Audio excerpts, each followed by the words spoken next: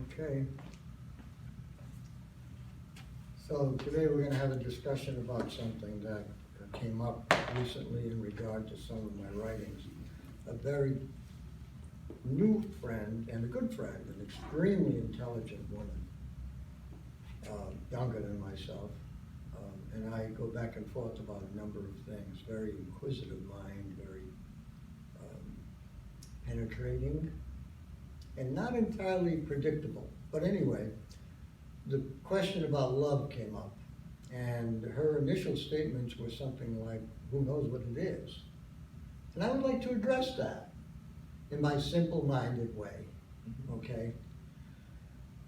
If you don't know what love is, then all you have to do is take a look at yourself and how do you feel about yourself. You may have some very bad programs, self-destructive programs, but for the most part, as you go through your day, unless you're some kind of an intense masochist, you're avoiding pain, you're avoiding hassle, you're avoiding struggle, you're avoiding. And then maybe every once in a while you have to be like a professional masochist who goes to a dominatrix and gets tied up and whipped and has all those unbelievable things done.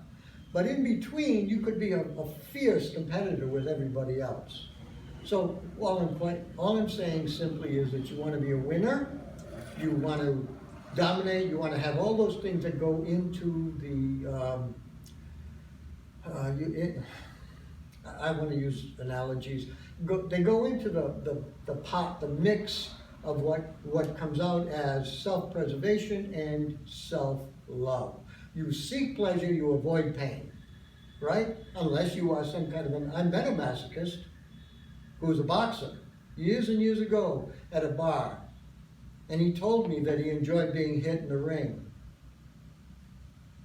There's more to that story, which I don't want to talk about on camera. He wound up burning himself to death, smoking in bed, not long after that. He was a professional fighter. Anyway, so there are masochists in the world, and every one of them is a potential sadist because it's sadomasochism. It's one coin, two sides. You don't want to hang out with a masochism because a masochism someday will want to do something naughty to you, and it could happen anytime. All you have to do is show some level of maybe compassion or submissiveness in any way that shows that you are vulnerable, and the shadow will come out of the masochist and come jumping up and down on top of you. May I share this with the audience? Years ago, when I would read Playboy, there was a Playboy cartoon. It was a small one, and it showed a little weak guy, little thin limbs, and no physique, like a college professor gone bad. And there's a dominatrix jumping up and down on him in the cartoon. She's got the spiked heels on, she's got the whip with the barbs, she's got the whole thing, the mask, all leather, all black, all they kill him, just jumping up and down on him. And he's saying, so this is love. Isn't that beautiful? They give you an education sometime in a blurb. Mm-hmm. So there are people like that. They will not. I know a Sicilian woman years ago who said that, all of her mother's friends and her aunts and other women, older women from Sicily, if their husbands didn't beat them, they believed the husbands didn't love them. Isn't this interesting? Am I right? No, we don't have to go that far. We can just simply go to your fundamental survival-oriented value system, which comes in direct correspondence with seeking pleasure and avoiding pain. Simple as that. And so I would say, do you love yourself?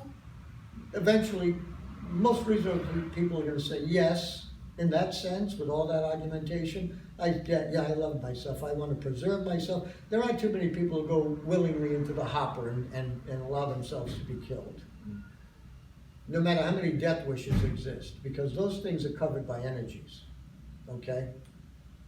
The organism is dedicated to its survival, and even though it may have bad programs, it's insisted deep in the brain, so to speak, like John Lilly explained. you'll still try to survive under ordinary circumstances. You weaken those energies, like he did by taking LSD, and suddenly he's a doctor, an MD, and he's giving himself an air bubble of injection into his vein, even though he says, I don't want to kill myself. I'm just giving myself a vitamin B12 shot, but oh, there's an air bubble, I'll do it anyway. And his explanation for that was? Lethal programs lying beneath the surface. And I think he's right. And I read that, The Center of the Cyclone, many, many years ago. Worthwhile read. Teaches you a great deal about psychology without taking you to a classroom. Anyway, so now we go to love. We've determined there is self-love. That's all you have to determine, right? Now, does love mean that you have to be some high mystic who's transcended ego and there is nobody home and there's just the flow of the energy? Is it necessary to put that much of a demand on love? Or can an ordinary ego-bound person love? Identification. What's identification? You feel what you think you see in the other. I see a dog suffering, I feel it. I'm very attached to these creatures in the sense that more important to me than their love for me is my love for them. Because I care about, love is care, love is a behavior. It's not just a sentiment, it's an actual behavior. Care means you take care of them. I'm not a hero, but if these dogs are not doing well in the middle of the night, I'm up with them. And I put up with, this is Lucy the lunatic who, how many fights did she try to start on the way over here, right? So, this little walk. So there's my basic premise and there's my conclusion. That if you know that you love yourself, then it's quite capable for you to identify enough with another being so that you care as much for that being's sentient life. That living awareness life right now. I don't want this creature to suffer, ever. That's how I feel about it. So, if you can't feel that, you really do have all the right in the world to ask the question, what is love? Because love means transcendence of the self. If you don't come out of yourself, then you're right, you don't love. It's okay, that's your thing to work on. And if you think it's not important to work on it, then it means that you're satisfied with remaining the ego bubble that's trapped in this universe, this ocean, forever, until you decide that it's something in you decides that it's time to transcend it, to deal with it. You don't know how, it's an act of, you could call it an act of will to just turn to the question. And maybe you already are turning by talking about it, you see? But I know lots of people are alienated. I mean, look at the world. You and I watched a movie, I think it was Black Hawk Down, one night together. It was about Mogadishu, where the Marines were trapped behind lines in Mogadishu, and they were being fired upon by the army, the civilian army that was built up. And I said to you, they have no problem killing those guys. There are many murderers in the world. Many, many people would kill under the guise of something or other. I don't want to go too far afield with this. I recently on YouTube watched Hawadi Bulge's rifleman. He killed, I don't know how many people, 19 people. No, this is a different guy. He killed a lot of people for Hawadi Bulge. And he talked about it as if it were just, kind of like going to the store to buy milk for the family. I'm sorry to put it that way, I'm just trying to be dramatic. But he said, no, it's just something you have to do to take care of the family. So he got caught up in it. And he understood that the fabric of his life got enmeshed with the fabric of the criminals who dragged him into doing all kinds of things. But that's not to let him off the hook. And yet, he's a smart guy. His family, somebody in his family went to Harvard. And he was going to go to Harvard. And he decided it wasn't for him, so he became a bouncer and a murderer. A conspirator of murderers. Anyway, he was there during murders. And he helped bury bodies, sorry. This is so easy and common.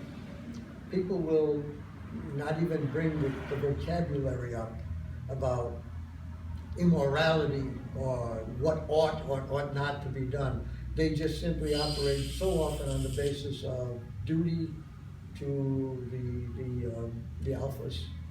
A guy like Whitey Bulger, a very vicious and violent guy, he would inspire that in the authoritarian personality, which you know I've written volumes about the authoritarian personality. I throw it into everything, every little piece.